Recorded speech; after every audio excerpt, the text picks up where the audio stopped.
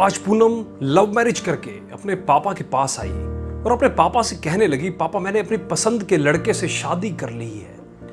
उसके पापा बहुत गुस्से में थे, पर वो बहुत सुलझे हुए शख्स थे। उसने बस अपनी बेटी से इतना ही कहा, मेरे घर से निकल जाओ। बेटी ने कहा, अभी इनके पास कोई काम नहीं है, हमें रहने दीजिए, हम बाद में चले जाएंगे।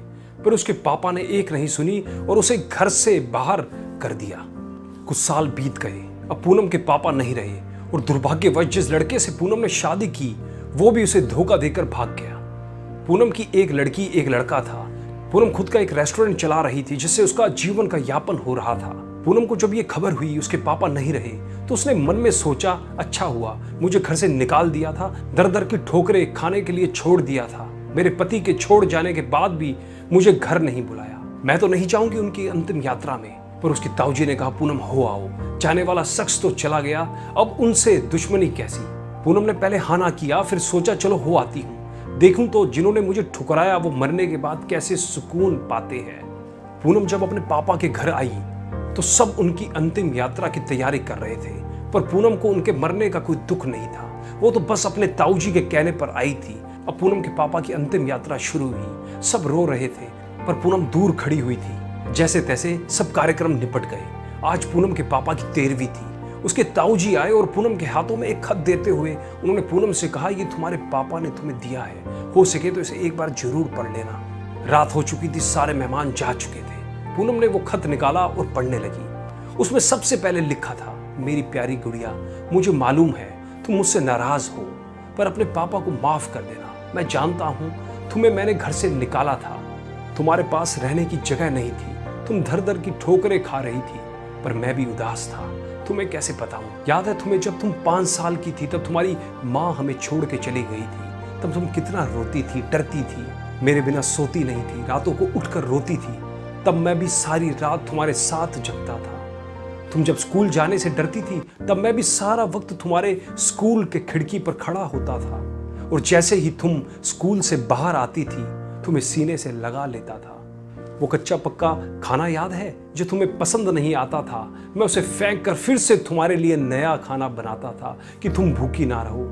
याद है तुम्हें जब तुम्हें बुखार आया था तो मैं सारा दिन तुम्हारे पास बैठा रहता था, अंदर ही अंदर रोता था, पर तुम्हें हंसाता था कि तुम ना रो, वरना मैं रो पड़ता था।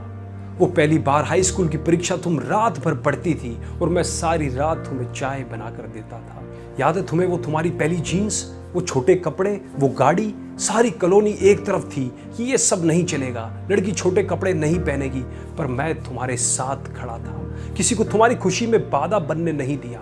तुम्हारा वो रातों को देर से आना, कभी कभी शराब पीना, डिस्को जाना, लड़कों के साथ घूमना, इन सब बातों को कभी मैंने गौर नहीं किया, क्योंकि तुम जिस उम्र में थी उस उम्र में ये सब थोड़ा बहुत होता है। पर एक दिन तुम एक ऐसे लड़के से शादी कराई, वो भी उस लड़के से जिसके बारे में तुम्हें कुछ भी पता नहीं था। तुम्हारा पापा हूं, मैंने उस लड़के के बारे में सब पता किया। उसने ना जाने वासना और पैसों के लिए कितनी लड़कियों को धोखा दिया था, पर तुम तो उस वक्त प्रेम में अंधी थी। तुमने एक बार भी मुझसे नहीं पूछा और सीधी शादी करके आ गई। मेरे कितने अरमान थे तुम्हें डोली में बिठाऊं, चांद तारों की तरह तुम्हें सजाऊं, ऐसी धूमधाम से शादी करूं कि लोग बोल पड़े, वो देखो शर्मा जी जिन्होंने अपनी बच्ची को इतने नाजों से अकेले पाला है। पर तुमने मेरे सारे ख्वाब तोड़ दिए। खैर, इन सब बातों का कोई मतलब नहीं है। मैंने तो तुम्हारे लिए खत इसलिए छोड़ा है कि कुछ बात कह सकूं। मेरी गुड़िया, अलमारी में तुम्हारी माँ के गहने और मैंने जो तुम्हारी शादी के लिए गहने खरीदे थे वो सब रखे हैं। 3-4 घर और कुछ जमीनें हैं, मैंने सब तुम्हारे और तुम्हारे बच्चों के नाम कर दी है। कुछ पैसे बैंक में है जो तुम बैंक जाकर उसे निकाल लेना। और आखिरी में बस इतना ही कहूँगा, गुड़िया, काश तुमने मुझे समझा होता। मैं तुम्हारा दुश्मन नहीं था, तुम्हारा पापा था। वो पापा जिसे तुम्हारी माँ के मरने के बाद भी दूसरी शादी नहीं की, लोगों के ताने सुने, गालियाँ सुनी, ना जाने कितने रिश्ते ठुकराए, पर तुम्हें दूसरी माँ से कष्ट ना हो इसलिए खुद की ख्वाहिशें मार दी।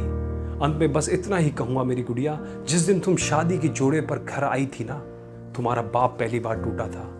तुम्हारे माँ के मरने के वक्त भी उतना नहीं रोया जितना उस वक्त और उस दिन से हर दिन रोया। इसलिए नहीं कि समाज, जात, परिवार, रिश्तेदार क्या कहेंगे, इसलिए वो जो मेरी नन्ही सी गुड़िया सुसु तक करने के लिए सारी रात मुझे उठाती थी, पर जिसने शादी का इतना बड़ा फैसला लिया पर मुझे एक बार भी बताना सही नहीं समझा।